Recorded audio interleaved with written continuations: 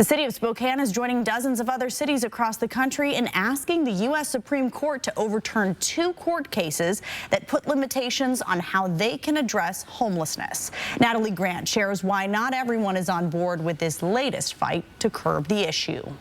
Right now, these Supreme Court cases say that cities are not allowed to enforce those camping probations unless they have enough shelter beds to meet the entirety of their homeless population.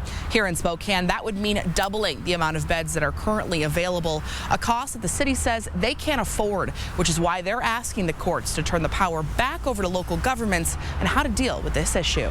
Spokane has now joined over a dozen cities across the U.S., ranging from Seattle to Milwaukee and more, asking the Supreme Court to overturn the rulings of Martin v. Boise and Johnson v. Grants Pass. We have to remove limitations on our ability to address the homeless crisis as cities. In a Friday press conference, Mayor Nadine Woodward saying these rulings limit the city's ability to keep their communities safe.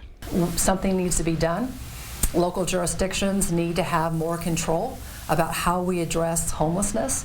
And we are right now having to spend more of our resources than we really want on those night-by-night emergency low barrier shelters. We need to be able to invest in other resources that we know move people out of homelessness. If you're going to tell people where they can't be, you need to tell them where they can be. And we don't have a place where they can be. This will not help and make anything better.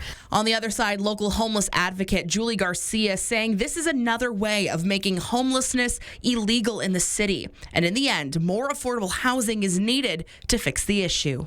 It's cruel and unusual punishment to punish somebody because they don't have a place to sleep tonight, or because they don't have food, or they can't afford a home, because the same people that are sitting at the same shelters are still there. They're not exiting because we don't have housing. Now, this case is set to go before the court next month, and of course we'll bring you any updates on that ruling right here on KXLY, both on air and online. Reporting in downtown Spokane, Natalie Grant, 4 News Now.